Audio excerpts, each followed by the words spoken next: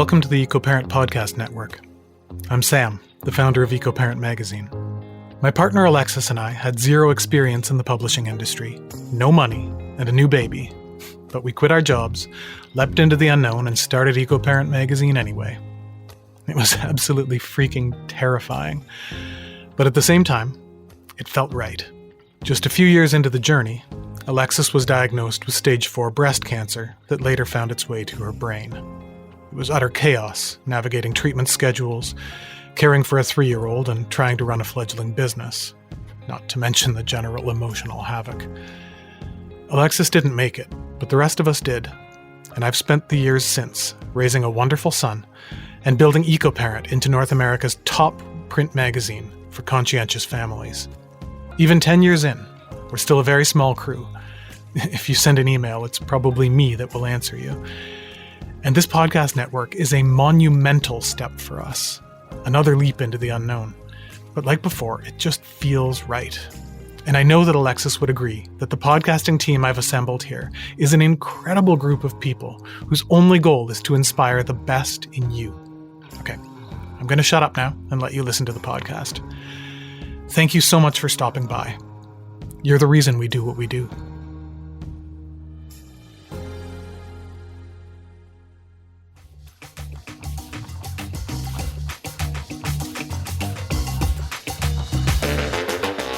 The Feeding Families podcast is all about nutrition for kids. We bring you new ideas and inspiration for your kitchen and answers to your food questions so you can overcome the very real, very frustrating food-related challenges so many parents are trying to figure out. I'm your host, Jess Sherman, family wellness educator, author, practitioner of functional and holistic nutrition, and mother. I want you to develop unwavering confidence in the choices you make every day, so let's get into Feeding Families. Welcome back, families, to another episode of the Feeding Families podcast. Thank you so much for joining me. You are going to love our guest today.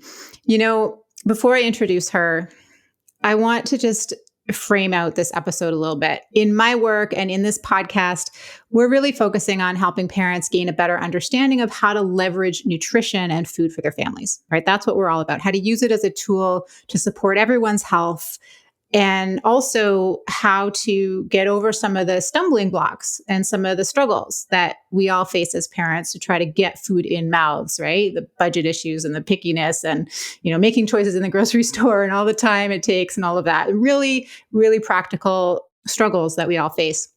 And one of the stumbling blocks that I see over and over again is parents not quite sure where nutrition lands in the hierarchy of things they need to deal with. We wear so many hats as parents. We have to do so many things, and we only have limited resources.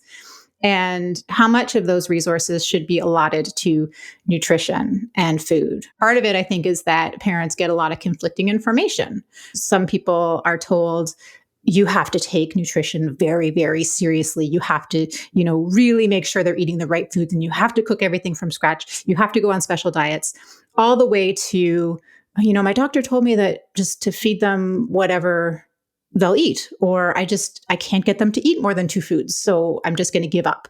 And I think that's okay, right? So there's this whole gamut of information that parents are getting. So I wanted to kind of tackle that. And so I asked my guest to come and talk about this and help us make sense of that. She is someone who has worked with thousands of families, has extensive and I think very well-rounded experience when it comes to children's health. So I'll introduce my guest. It is Dr. Sheila Kilbane. And thank you so much for coming, Dr. Kilbane. I really appreciate your time. I'm really excited to be here. Thank you for the work that you're doing to help educate so many families. I'll read your bio and then we will dig into this and have a juicy conversation about it, okay? Dr. Kilbane is a board-certified pediatrician. She's trained in integrative medicine, and she uses the best of conventional and integrative medicines to identify and treat the root causes of children's illnesses, significantly improving or even resolving altogether issues like colic, reflux, eczema, recurrent ear infections, sinus infections, asthma, allergies, constipation, loose stools, abdominal pain. I think everybody listening can see their child in there somewhere. In addition to seeing individual patients in her private practice, which is in Charlotte, North Carolina, Dr. Kilbane also gives educational lectures to parents and to healthcare professionals around the world, and she offers online educational courses. And she is also the best-selling author of Healthy Kids, Happy Moms: 7 Steps to Heal and Prevent Common Childhood Illnesses. And I am so thankful that you wrote that book, because not everyone can make it to Charlotte, North Carolina to see you. Yes. Yeah. And one of the reasons I wrote the book is because that, as you know, Jessica, that once you start down this path, you can't turn back. You can't turn down a different path and just forget it. And as I started to learn these things, we were getting calls from all over the country and all other countries for families wanting this type of information, because there are just very few, especially in the pediatric world, there are very few of us trained in integrative medicine and nutrition. And it makes such a profound impact on children's health. And so I wanted to have a tool for families to use. People will reach out on social media, and I wanted to have something to say, here you go. I know you can't, you probably can't make it to Charlotte, but here are the step-by-step guide of exactly what I do in my practice, and you can implement it in your own home. Yeah. And you can also take that information to your local practitioners or to whoever you have access to and say, listen, like, you can have a more educated conversation, because sometimes we go into doctor's appointments, we've got like 15 minutes and we're like, where do we start? Right. And so if you can read a book like yours and be like, okay, I've got these targeted questions. How is this relating to my child? And what is going on here? And can we deal with this? You become much more efficient with your time. My dream would be if everybody listening gets a book and reads it for themselves and then takes one to their pediatrician. We've gotten wonderful feedback, and some of the best feedback has been from physicians, ear, nose, and throat doctors and pediatricians. And then they've said, we've been hungry for this information. How do we get more? Because like you and I were talking about before we started, is we don't, at least when I trained, we got almost no nutrition training, right? We learned that if you have a severe deficiency of vitamin C, you get scurvy, if you things like that. But we're not learning what we should be eating and how we should be eating. And I stumbled upon all of this before I then went and got more formal training. So I always encourage parents to really do their own studying and reading, because a lot of times you may have as much knowledge as your doctor about nutrition from that practical standpoint. And it's like when I do talks, if I do talks for a group of physicians versus a group of parents, when I talk to the parents, I have to have a really high, sophisticated level discussion with the parents because like a lot of your listeners, a lot of the families I see are very educated and they've read about, some of the bacteria in the gut and how food impacts that, and, dairy and gluten and things.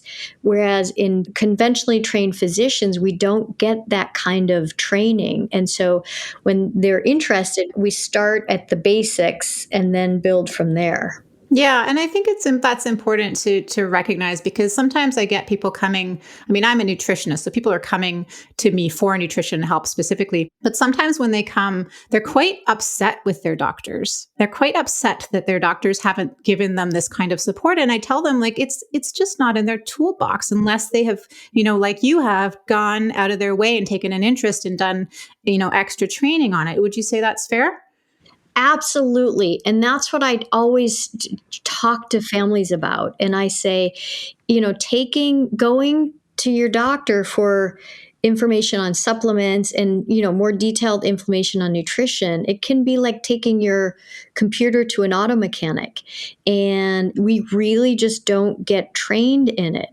And it's also kind of putting their doctor in a bit of an awkward position, like asking them to have information that they just really don't have a lot for you, right? Because I've had doctors come to me and say, like, what should I tell my patients who are asking me about X, Y, or Z? And so I say this because I would love for us all to work in partnership on the behalf of children, right? And just understand, I mean, no one would come to me and ask me for a medication prescription because that's not my toolbox. Like, I can't speak to that, right? Exactly. In Charlotte, I have a wonderful working relationship with many of the pediatricians. And so they will send their patients to me, and I don't do primary care. So I just work with them through whatever the issues are, and then they continue with their pediatrician for their well care and their, all the rest of the things that they need. And it's because there's that recognition that, okay, this person has trained a lot more in depth than what I have in this area. So I think that's really helpful for families to understand that. So you said you stumbled upon this, the impact of food, and that there was sort of another way to consider these variety of issues that so many kids are struggling with. So can you tell us a little bit about how that happened? Yeah. So, and I write about a lot of these stories in the book. So, one of them, they're different names than what the actual names are, but this little kiddo, I called him Johnny. And I'd been seeing him since he was born. He was having recurrent ear infections and eczema. And he was about his 9-month well visit, his mom came in and said, Dr. Kilbane, I took dairy out of my diet and Johnny's eczema has improved. And I'm like, well, isn't that interesting? I don't know. And I can remember at the time because I really had no idea why that would have improved. And so I said, well, keep him off of it. And then I'll call my friends who are naturopathic doctors and I'll figure out what we're going to feed him and when he turns a year, and how are we going to get fat and calcium and vitamin D in him. So what happened then is the eczema had improved, didn't go away completely, but the ear infections were continuing. And I'd had to refer him to get ear tube surgery, but there was an insurance snafu and mom was kind of dragging her feet, so she didn't get that. And then it came to his year visit, and the day before his year-long visit, mom had a big omelet, right? So she had a bunch of eggs and he had a huge eczema flare. So we said, okay, dairy triggers his eczema and so do eggs. And so we kept both of those out of his diet. And at that point in time, he still had some fluid in his ear, which we don't, that can harm the kid's hearing. So we don't want that to persist. So I said, you still need to, we need to think about this ear tube surgery. But what we ended up doing is she came back 3 weeks later so I could recheck his ears and we could check in on the eczema. The eczema at that point was fully resolved and the fluid in his ears had cleared up. And now I know the research behind this. We know now that about a third of eczema can be triggered by food sensitivities or allergies.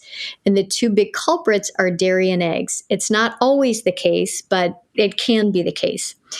And with recurrent ear infections, there's a very good study that showed kids with chronic ear infections, chronic fluid in their ear, that about 38% of them, dairy can be a culprit.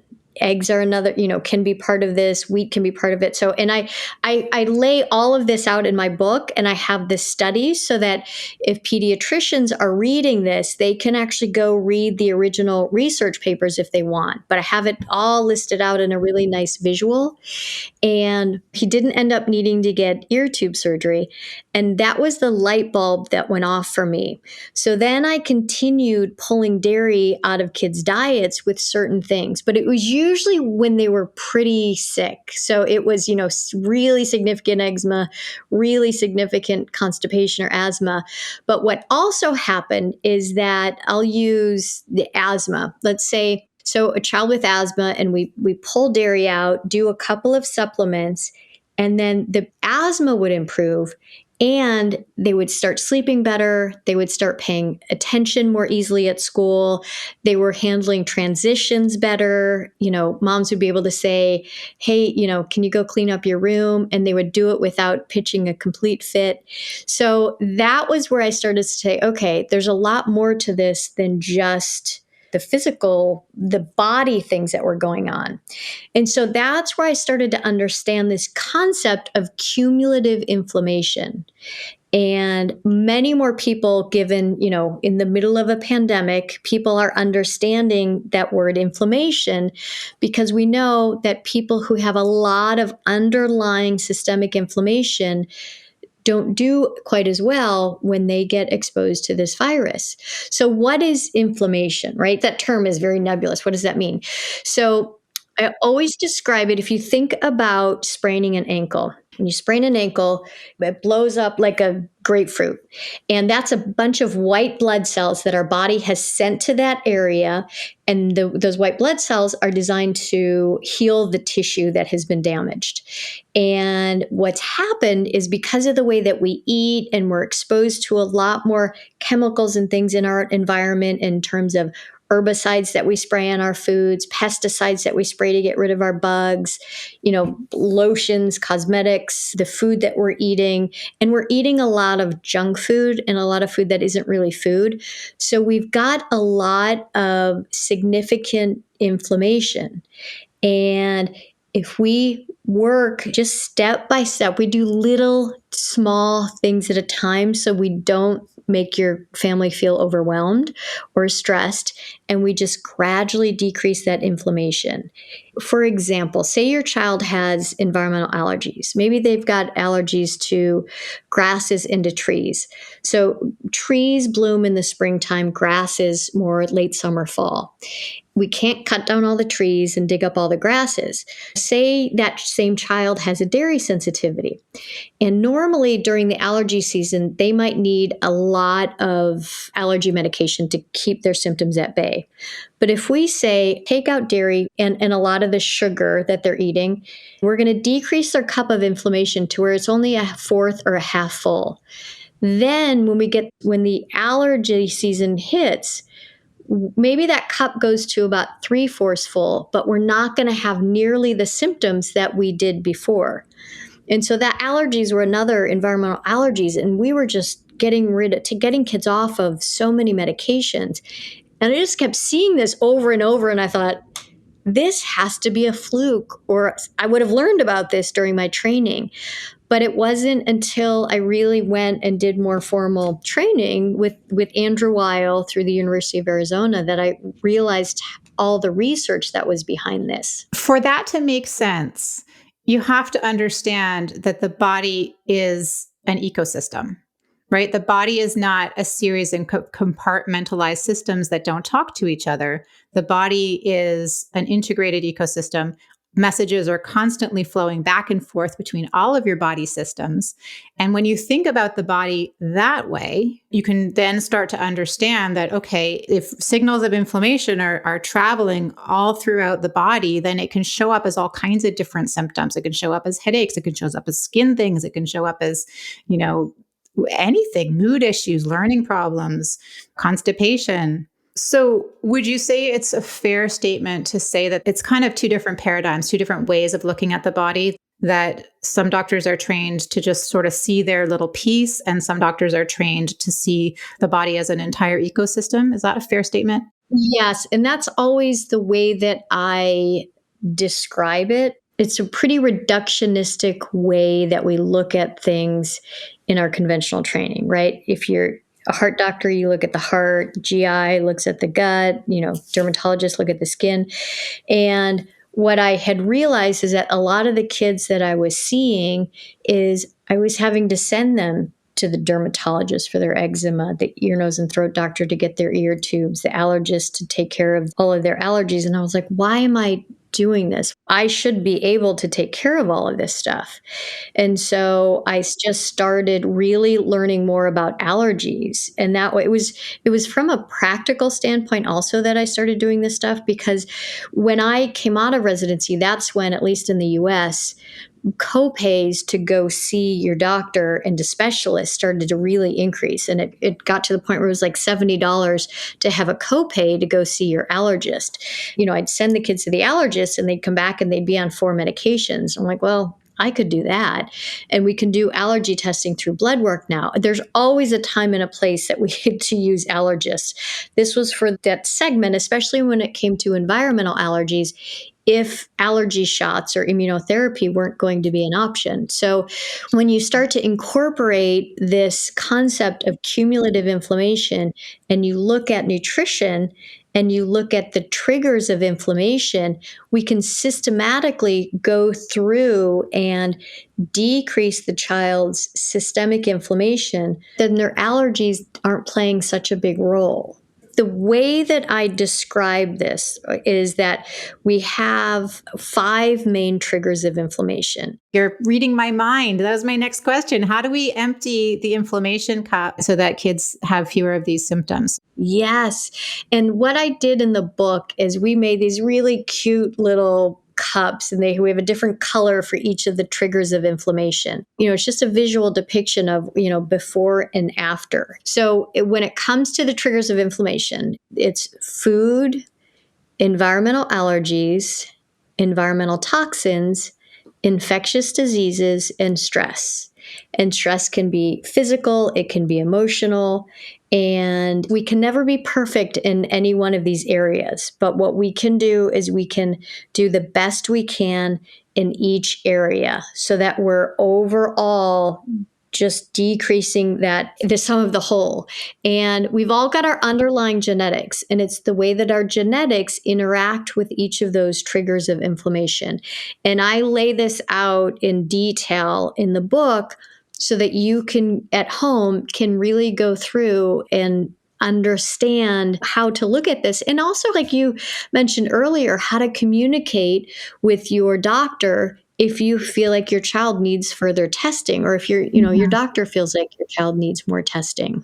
I love frameworks. I mean, as a busy mom of 3 myself, if I don't have a framework or like a container or a bucket to put information in, it just goes in one ear and out the other. So I really appreciate this framework of, 5 things to look at. And the other thing I appreciate about it is that, it's not usually going to be one thing. Like you were saying in your example of the little child with eczema and ear problems, taking out dairy, it took a chunk out of the problem, but it wasn't the end of the story. And I think sometimes people throw up their hands or like, well, I tried taking out dairy and it didn't work. Or so food doesn't matter. Or they, and you even said, it's only, what did you say, 38% of children for whom that's the underlying issue. But there are all these other areas to look at, which you've outlined really nicely. Yes. And thank you for bringing that up. And I think that's why the book took me so long to write. It's easy for me to write the recipe and for you to write the recipe. Go off dairy, add a probiotic, do this, this, and this. The hard part is, do we ever get to add dairy back in? How long do we need to do these things? What are the other foods? And so I was adamant and I felt very strongly that I wanted the follow through. I wanted families to understand that long-term roadmap. And that's where I even created these visuals of the food roadmap, the supplement roadmap, the cumulative inflammation roadmap, right? Because what happens is we get in these good habits and we're eating well and everything's going great and we're exercising and sleeping well. And then something happens. We have a pandemic, or maybe an elderly grandparent gets sick and parents are having to do, 2 full-time jobs, right? They're working, they're taking care of their family, and then they're also taking care of grandparents. Takeout is happening more often. Sleep schedules get thrown off. We're eating a lot more sugar. And then you're like, oh, wow, Johnny or Sally hasn't had a bowel movement in 3 days and they're not sleeping well and, the other things that are happening. And so then you just say, okay, we've got to get back on the bandwagon. Let's implement a few of our good foundational supplements. Let's do what we can to get our nutrition back in order. And you just go back and you get a refresher. And what happens when you think about it this way is, one, it takes the pressure off of you, because the goal is to have the 80-20 rule, right? We're going to do what we know is good about 80% of the time, knowing that we're going to veer off. And once you have the kids' systems more in balance and your system more in balance, you can have the deviations without having big swings in your symptoms. When I took gluten out of my diet, probably been about 9 or 10 years ago now, it was like somebody took a bag off of my head. I didn't have energy slumps after I ate. I didn't have that foggy brain anymore. My GI system actually started to work well. My skin got better. And then probably I'd been off of gluten for a year, and then I removed dairy from my diet. And I was like, wow, I really didn't know that my GI system, it could be this easy and work this well. And so now for me, what I have figured out is that I can veer off on dairy. I have butter almost every day, and I can do cheese a little bit. But if I start doing a lot of dairy, this is TMI, but I'll start to get constipated again, and then I'll start to get acne. It's a trade-off. I have to decide, but I don't veer on gluten because I just know how I feel when I eat gluten, and it's not worth it for me. I don't have celiac disease, but I have a gluten sensitivity. So that's where in the book, and I talk you through also the testing. You really have to understand the different ways, whether it's a food allergy or a food sensitivity or celiac disease or a food intolerance or a histamine intolerance. And that's a lot of terms that you don't need to know, but it's all laid out in the book. And it's, the first thing to do is just make sure we're eating good whole foods. And then you think about dairy and the other things. So if your family is still drinking sodas and a lot of straight fruit juices and lots of processed foods, just start there. I have something in the book called the mini cleanse for kids. And you do that first, and then you decide about these other things. The last thing I want to do is add stress to your household, because if stress is one of the triggers of inflammation, that's not going to be helpful. Yeah. So you do it all baby steps. Yeah. Move as fast as you can, that it's not tearing people apart and causing a lot of conflict. And I love that too. Like taking out one stress and replacing it with another. Right? Taking out gluten and replacing it with fights about bread, you're not going to have as much improvement as you want. Yeah. And I just want to say this before we move on from that topic, is that none of us like to be told what to do. And kids, they're in a world where they do have to be told what to do a fair amount of the time. So I really like to engage the kids, and I like to make them part of the decision process. And I explain why we're doing it. And I say, would you be willing, within reason? Sometimes you have to not give them quite as much of a choice on that. But then we say, okay, you get to decide when we're going to start. Let's not do it right before birthday or a big holiday or something like that. But let's time it so that we can do it at a good time, and then have the whole family do it together. I don't think it's fair to ask one child to do something and then the rest of the family is eating ice cream and lots of good ooey gooey things. Yeah, I wanted to ask you about that because there's recipes in your book. Clearly food, it's one of your 5 things. So clearly it plays a large role in your pediatric practice. But there's challenges of, like, as a doctor, to talk to families about food. Everybody, I'm sure, is coming into your door with different ideas around food, different energy and patience for conversations around food. And so I wanted to ask you about some of those challenges. And you've given us one piece of advice, which is take things in baby steps and things like that. Is there anything else that you find challenging to talk about, or sort of interesting perspectives on food that you see amongst the parents that come into your office? One of the big things is that often the moms have done a tremendous amount of reading and studying on this topic. And dads who are very supportive and wanting to do what's best for their kids and support their wives, they sometimes take more of the convincing, because if it's convenient and maybe the times that they're in charge of dinner or snacks or something, if mom has been working really hard to make this happen and then they come in and they go have pizza with dad, because the goal when we decide to do it is we really want to do it as best we can.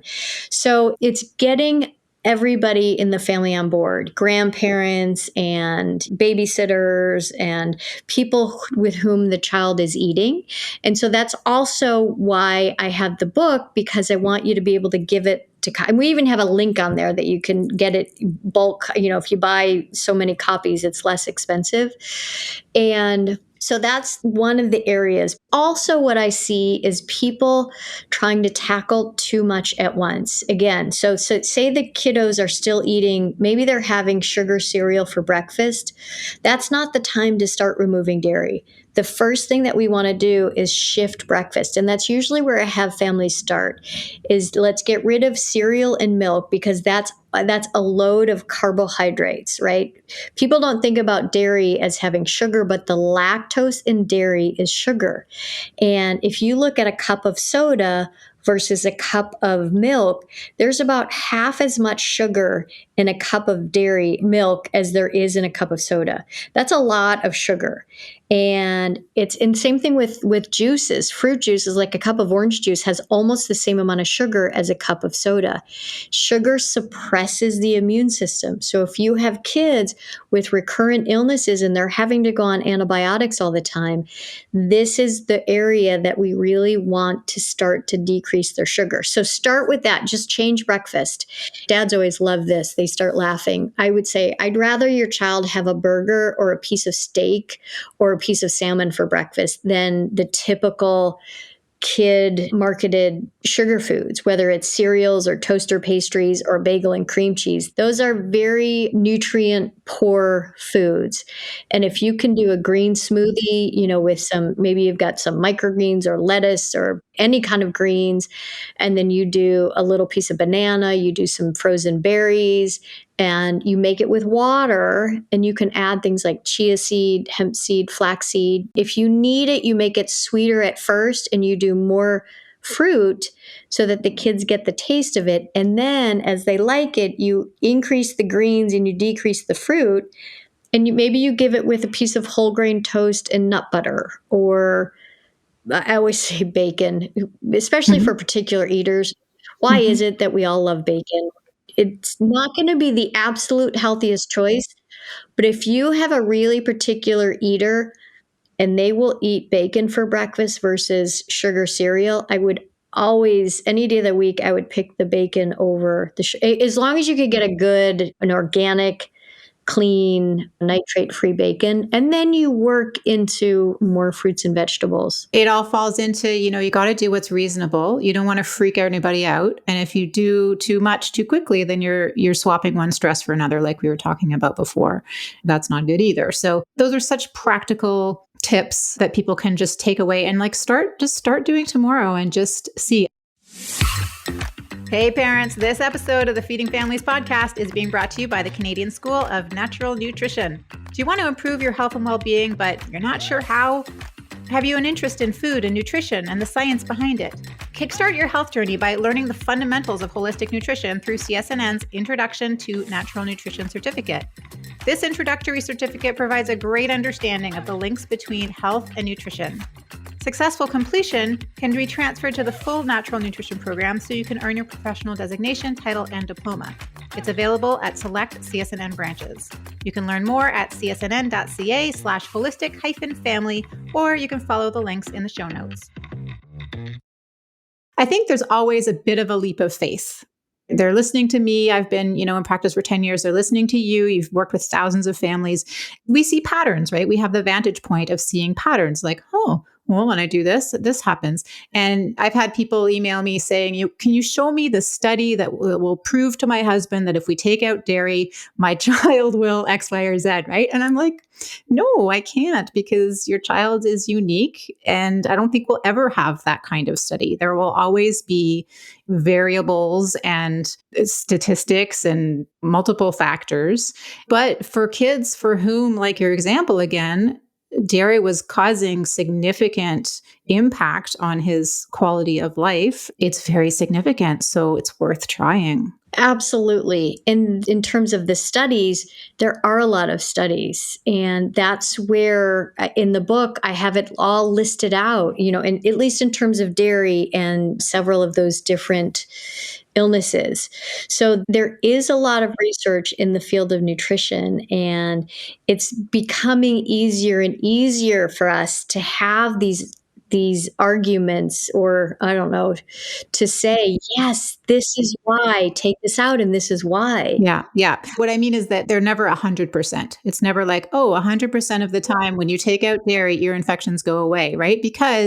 Right. Because of the framework that you just laid out for us. It's one piece of the inflammatory puzzle. Right. If your child's been on a lot of antibiotics and you just take out dairy, we've left these other pieces of the puzzle. We need to make sure they're getting adequate fats, that we're helping their gut. We need to help get back that good, healthy bacteria in the gut, that the antibiotic killed that bad bacteria in the ears, but it also killed some of the good, healthy bacteria in the gut. So there are many different pieces of the puzzle. Ultimately, though, food plays such a significant role that that's always one of the best places to start.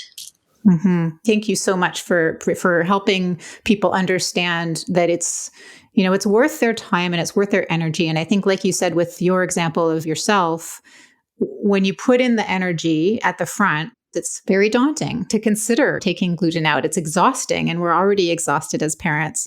But what I hear you saying, and what I've seen as well, is that if you put in that energy, you just decide, okay, we're going to do this. You do it. You're actually buying yourself energy on the other end. 100%. It's like getting in shape. Once you get in shape, it's a lot easier to either go to the gym or go to yoga or run consistently for 20 or 30 minutes a day than it is to get over that momentum if you haven't done anything, because then you're going to be sore and it's all that kind of thing. So when you do this to get your eating habits shifted to where it's more of a lifestyle, it's a lot easier to maintain. I don't think about food. I have my system down. I have to practice what I preach. I've taken that decision factor out of the equation for myself on a daily basis because we also only have so many decisions that we can make. That is where it gets really tiring, is if you're always having to look and go, oh my gosh, what am I going to eat? Because you really can't go out to eat nearly as often as you may have had before. And it's also the food when we go out to eat, that food is cooked in really cheap oils that are pro-inflammatory. And you might think, well, I'm doing good. I just had, maybe I had this healthy salad, but then you have French fries that are cooked in all of this pro-inflammatory fats. And it's just, that's going to really create some issues. So it's always, anytime you can, eating at home, but just getting your routine down so that it's an easy thought, like get your smoothies ready the night before. The health coach who works with our practice, she'll teach our families how to get little baggies so that if the kids are old enough, you've got everything you need for a smoothie. They just dump it in the blender, add the water, and then blend it, and they're good to go. And she has a rule in her household that the kids, they just have to drink their smoothie each day. 2 of her kids like to drink it in the morning. The other one likes to have it as a snack after school. So it's just, again, having those containers, having those guidelines so that the kids know what's expected of them. What you're describing is also just shifting the culture in your home, that this is just how we do things here. This is how we take care of our bodies. And then we create systems for that. And that makes things so much easier. It allows us to use the sponge-like nature of children to our advantage. Yes. So the other thing I wanted to say, because we've talked a lot about dairy, and what I want to say is the number one thing I would love for you all to do is just get more fruits and vegetables in the kids. Studies show that people who eat 30 plant-based foods each week have the most diverse microbiomes, meaning we're feeding that fiber and those nutrients from the fruits and vegetables and nuts and seeds. Those are the food that feed the good bacteria in the gut. And that's what we want to see. So yes, dairy can be a down the line. You can think about that eventually. But right now, can you just get one more fruit and one more vegetable in your child's diet each day? Or maybe it's even each week. Because when you really sit down and look at it, a lot of times kids may go 2 or 3 days without having a vegetable. Yeah, great. And you can hide that into smoothies. You can cook that into muffins. You can do all kinds of things. And you have recipes in your book too, right? Yes. Yep. And that's same thing with what you do, right? Is we're all doing these things, courses and books and online workbooks and everything to give families that help and that support so that we all feel healthier. Because also my primary goal is to get it so that you're belly laughing with your kids every day. I know I keep saying I've had about 5 number ones, but the most important is that you're laughing, right? You're laughing at the silly, ridiculous things that we each do every day, and that your kids catch you at doing these crazy things. And that's what I want. And if your child is in crisis mode, that won't happen very often. So if we do these things, it's doing the hard work now, and it pays dividends later, so that they know, they understand their body and their health when they go off to college and they go, into their adult life. They want to have a family and start having babies, or get married and start having babies. And, they're going to have the energy, and they're going to be able to study and do all the things that they want to do if they understand the way food impacts their system. Mm-hmm. Mm-hmm. Oh gosh, you've given us so much. Thank you so much for your time. It's amazing what you have done, like not only just learning the information yourself and completely transforming your own pediatric practice, but then thinking, okay, other people need to know this. And not only parents, but other physicians, and partnering with all of the nutritionists and naturopathic doctors and different modalities of care like you do. I mean, that's what I imagine is the future of medicine. I imagine that's what you imagine too. Yeah, it's amazing. And we do, like in my practice, we have a naturopathic doctor, we have a chiropractor, we have an integrative pharmacist, and we have a nurse practitioner. We each have that little bit of different training, but none of us have all the answers. Mm-hmm. And so it's just looking at all the different pieces of the puzzle. Yeah. And, maybe that's a good place to leave off. And I think it's a nice example, because sometimes I think parents get confused because they go to their chiropractor and then they go to their naturopath and they go to their doctor, and they're getting all these different perspectives. And the way I see it is, it's like you're trying to look in the windows of a house, and the house is your child, right? And everyone's going to have a little bit of a different perspective of what's going on in there. And it's all great and it's all valuable. It just can get confusing sometimes. Yes. And that's what I find myself being, that voice of reason, because sometimes I'm the one saying, I think we need to do this antibiotic, or I think, if we need a chest x-ray and, breathing treatment, that's what we're going to do. And it's always the yes and. I know that that's why the pediatricians in Charlotte feel comfortable sending their kids to me, because they haven't thrown the baby out with the bathwater. I mean, I would not be alive without conventional medicine. So it's using the best of both. And it's, I've studied for 20 years to be able to put this information together. So I don't ever expect anyone to be able to figure out all those pieces of the puzzle. And so that's where you find your network of people, and you go to Jessica's website and you read what she has, and you start to implement some of these things, and you just become better educated and more aware of what's going on. There's a lot of information out there. You just want to make sure that you trust the source that you're getting it. We have done all of that science training. We have the background to be able to discern what are the things that are helpful versus what are the things that are, coming down the pike or being marketed to that are really not making any sense and probably not a good idea to implement. We are going to link to all of your stuff on our show notes, but just give people a sense of how they can, if this is resonating with them, how they can learn more about you and your book and all of the great stuff you have for parents. Yes. So my website, it's SheilaKilbane.com. It's just SheilaKilbane.com. And all over the website, you can click on the book page, and we've got several free downloads for you, just supportive materials. And you can get the book anywhere books are sold. It's on Amazon. We have all the links right on the website. And we have the online course, which will be ready soon, but that will be right on the website. Thank you so much, Dr. Kilbane. I appreciate everything that you're doing and all of the help that you're offering to parents and to children. And thank you for your time today. Oh my gosh, absolutely. And it's been a pleasure. And thank you for all the things that you are doing. Appreciate you.